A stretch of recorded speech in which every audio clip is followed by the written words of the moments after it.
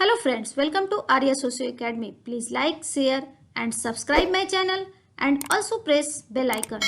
Hello friends, welcome to Arya socio academy. आने वाले कुछ इंपॉर्टेंट एग्जामिनेशन को ध्यान में रखते हुए यहाँ कुछ महत्वपूर्ण प्रश्नोत्तर की हम लोग बात कर ले। क्वेश्चन नंबर 1 है, सूची 1 को सूची 2 के साथ मिलान कीजिए। सूची 1 में, कॉलम 1 में विद्वानों के नाम हैं, कॉलम 2 में उनके बुक्स के नेम हैं। चलिए देखें, आंद्रे बिटे की कौन सी बुक है इसमें। तो आंद्रे बिटे की बुक है एंटीनॉमीज ऑफ सोसाइटी। ए का हमारा यहाँ antinomies of society. B AR Desai. AR Desai की बुक कौन सी है, India's path of development. B का 1। नेक्स्ट एंथनी गिडिंग्स, इनकी बुक है the consequences of modernity. C का 4। और स्टिग्लिट्स ई जोसेफ की बुक है globalisation and its discontent.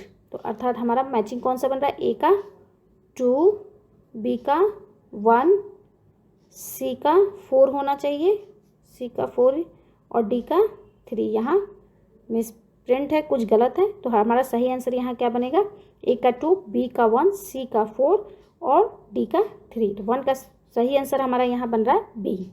Next question number 2, यह टिप्पणी किसने की ज्ञान और शक्ति का सह अस्तित्व है और ये आपस में एक दूसरे का समर्थन करते हैं। यहाँ की नहीं होगा, यहाँ ज्ञान एक साथ होगा। ज्ञान और शक्ति का सह अस्तित्व, ज्ञान और शक्ति की बात कौन करता है और एक दूसरे का समर्थन करते हैं, यह बात कौन करता है, उत्तर आधुनिकता में ये बात आती है। ए है दरिदा, बी गिडिंग्स, सी हैबरमास, डी फुकोल्ट। तो हमारा सही आंसर यहाँ फुकोल्ट है। एम फुकोल्ट कहते हैं कि ज्ञान और शक्ति क्या है, यह एक दूसरे का समर्थन करते हैं। आर्कियोलॉजी ऑफ नॉलेज में बताते हैं यह बात। तो 2 का हमारा सही आंसर है D. Next question number 3, Anthony Giddings का रिफ्लेक्सिविटी से क्या अभिप्राय है। आधुनिकता के बारे में वो उसके आधुनिकता के 6 लक्षण बताते हैं, जिसमें एक रिफ्लेक्सिविटी के बारे में बताते हैं। इसका एंथनी गिडिंग्स के अनुसार क्या अभिप्राय है, इसको यहाँ आपको बताना है। चलिए कुछ ऑप्शंस को यहाँ देखें। ए है प्रतिवर्ती सिद्धांत, वह सिद्धांत होते हैं जो स्वयं से संदर्भित होते हैं। ये नहीं है, स्वयं से संदर्भित नहीं होते हैं। बी प्रतिवर्ती सिद्धांत अर्थात रिफ्लेक्सिविटी के अनुसार विचार भौतिक स्थितियों को प्रतिबिंबित करते हैं। विचार हमारे भौतिक स्थिति को प्रतिबिंबित करते हैं, यह भी इनके अनुसार नहीं है। यह वह तरीका है जिसमें व्यक्ति लगातार अपने कार्य व्यवहारों को परखता है और उसी के अनुसार उसमें परिवर्तन करता है, यह इनका सही उत्तर है। रिफ्लेक्सिविटी का मतलब क्या है, व्यक्ति आज के आधुनिक समय में अपने कार्य व्यवहारों को हमेशा परखता रखता है और उसमें लगातार अपने व्यवहारों में परिवर्तन करता रहता है। अर्थात यहाँ तब डी भी नहीं होगा, वह तरीका जिसमें समाजशास्त्री किसी समुदाय की सामाजिक स्थितियों को प्रतिबिंबित करते हैं। तो हमारा 3 का सही आंसर क्या बनता है, डी। नेक्स्ट क्वेश्चन नंबर 4, सूची 1 को सूची 2 के साथ मिलान कीजिए। कॉलम 1 और कॉलम 2 है, यहाँ कुछ विद्वानों के नाम हैं और कुछ बुक्स के नेम हैं। चलिए देखें, G.S. घुरिये की बुक है एक्सीडेंटल सिविलाइजेशन। G.S. घुरिये की बुक है एक्सीडेंटल सिविलाइजेशन। मैकिम मेरेट की बुक है विलेज इंडिया। यहाँ विलेज होगा, विलेज इंडिया, यहाँ कुछ विलेज इंडिया। बी का 1, ए का 4, यहाँ 2 है, बी का 1 अर्थात ये बन रहा है बी का 1। AR देसाई की बुक कौन सी है, the social background of Indian nationalism. C का answer 2। NK Bose the structure of Hindu society. D का 3। तो हमारा सही आंसर कौन सा बन रहा है, 4 का सही answer B. Next question number 5, vote bank की परिकल्पना किसने की है। वोट बैंक की परिकल्पना कौन करता है, ए रजनी कोठारी, बी MS श्रीनिवास, सी योगेंद्र यादव, डी AR देसाई। तो यहाँ 5 का सही आंसर यहाँ बनता है MN श्रीनिवास। वोट बैंक की परिकल्पना MN श्रीनिवास ने की है। नेक्स्ट क्वेश्चन नंबर 6, आदिवासियों के समावेशन की हिंदू विधि से NK बोस का अभिप्राय है। आदिवासी का हिंदू विधि में समावेशन से NK बोस का क्या मतलब है। ये है आदिवासियों का हिंदू सामाजिक संगठनों में बलपूर्वक समावेशन नहीं है। श्रेष्ठ सांस्कृतिक व्यवस्था होने के कारण आदिवासियों द्वारा हिंदुओं के जीने के तरीकों की नकल करना, ये श्रेष्ठता और निम्नता की भावना नहीं है यहाँ। सी, आदिवासियों द्वारा जाति प्रथा को इसलिए स्वीकार करना क्योंकि इसमें आर्थिक सुरक्षा और सांस्कृतिक उदारवादिता है, यह इनका सही कारण है। आदिवासी हिंदू विधि को क्यों समावेशित करते हैं?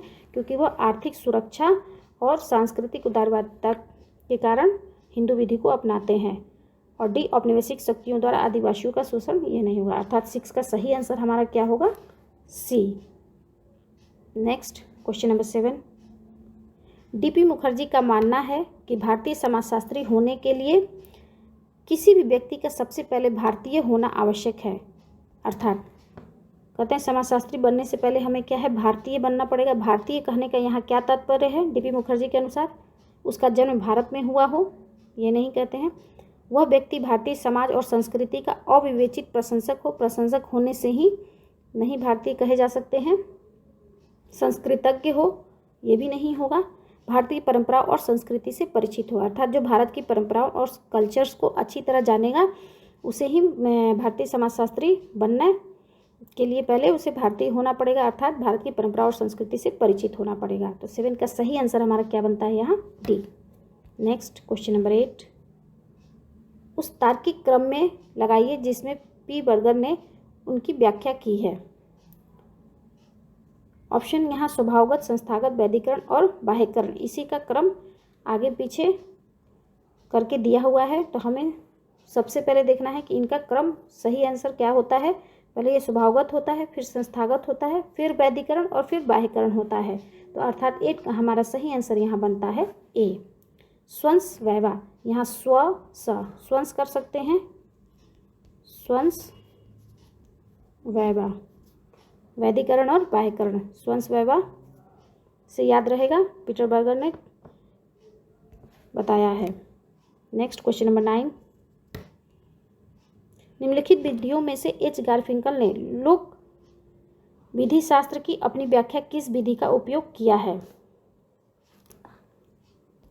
गारफिंकल महोदय ने एथनोमेथोडोलॉजी की व्याख्या की है, उसमें उन्होंने क्या कहा है? ए है प्रलेखी विधि, दूसरा विच्छेद परीक्षण, तीसरा दृष्टिकोण की पारस्परिकता, चौथा अन्य सिद्धांत। तो हमारा सही आंसर होगा यहाँ डी। प्रलेखी विधि की बात करते हैं, विच्छेद परीक्षण, दृष्टिकोण की पारस्परिकता और अन्य सिद्धांत। 1, 2, 3, 4 चारों ऑप्शन हमारे इसमें 9th में मिल रहे हैं। तो 9th का सही आंसर हमारा बनता है यहाँ डी। Next question number 10। जे हैबरमास ने निम्नलिखित में से किस संकट का उल्लेख किया है? यहाँ कुछ संकटों के बारे में बताया हैबरमास ने, हमें बताना है कि उनके अनुसार उन्होंने कौन कौन से संकट की बात की है। एक है आर्थिक संकट, दूसरा राजनीतिक संकट, तीसरा वैद्य संकट, चौथा विवेक संकट। तो अगर हम देखें तो हैबरमास 4 तरह के संकट की बात करते हैं, जिसमें वो बताते हैं इकोनॉमिक क्राइसिस अर्थात आर्थिक संकट, दूसरा रेशनैलिटी क्राइसिस अर्थात विवेक संगतता संकट, तीसरा मोटिवेशनल क्राइसिस प्रेरणात्मक संकट और चौथा लेजिस्टिमेशन क्राइसिस वैधता का संकट। तो ये 4 तरह की संकट की बात करते हैं, जिसमें हमारा आ जाता है आर्थिक संकट आ जा रहा है, आर्थिक संकट, दूसरा वैधता का संकट और तीसरा विवेक सम्मत संकट। तो ये हमारा 3 यहाँ मिल रहा है, लेकिन राजनीतिक संकट की ये बात नहीं करते हैं। इसकी जगह पे ये किसकी बात करते हैं? प्रेरणात्मक संकट की बात करते हैं। तो हमारा 10 का सही आंसर यहाँ कौन सा बन रहा है? कौन सा कोट मिल रहा है? बी। 10 का सही आंसर हमारा यहाँ बन रहा है बी। Next question number 11। निम्नलिखित में से कौन सी पुस्तक एफ गॉफमैन द्वारा लिखी गई है? गॉफमैन द्वारा लिखी गई कौन कौन सी पुस्तक है? फर्स्ट है रिलेशन इन पब्लिक, दूसरा है बिहेवियर इन पब्लिक प्लेस, तीसरा है फॉर्म ऑफ टॉक, चौथा है social behaviour its elementary form. तो अगर हम देखें तो गॉफमैन की मुख्य रूप से बुक है relation in public, behaviour in public place, form of talk, social behaviour and its elementary form. यह इनकी बुक नहीं है। तो हमारा 11 का सही आंसर क्या बन रहा है? 1, 2 और 3 अर्थात ए।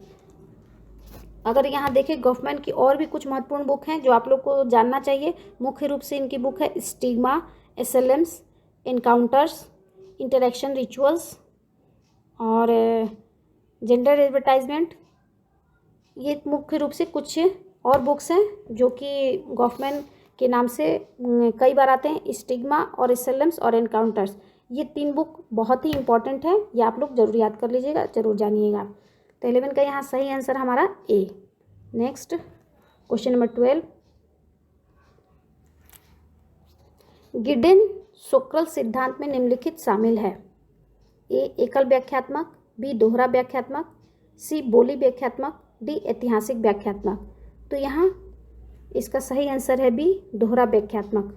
गिडेन सोक्रल सिद्धांत में निम्नलिखित दोहरा व्याख्यात्मक शामिल है।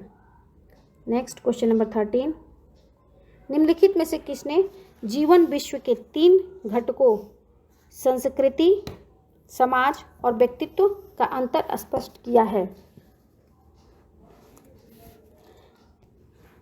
सबसे पहले यहाँ देखिए, लाइफ वर्ल्ड की बात कौन करता है? जीवन विश्व, लाइफ वर्ल्ड की बात, जिसके अंतर्गत संस्कृति, समाज और व्यक्तित्व की बात करते हैं। ए ऑप्शन देखिए, ए है सूर्य, बी हर्सले, सी बर्गर और डी हैबरमास।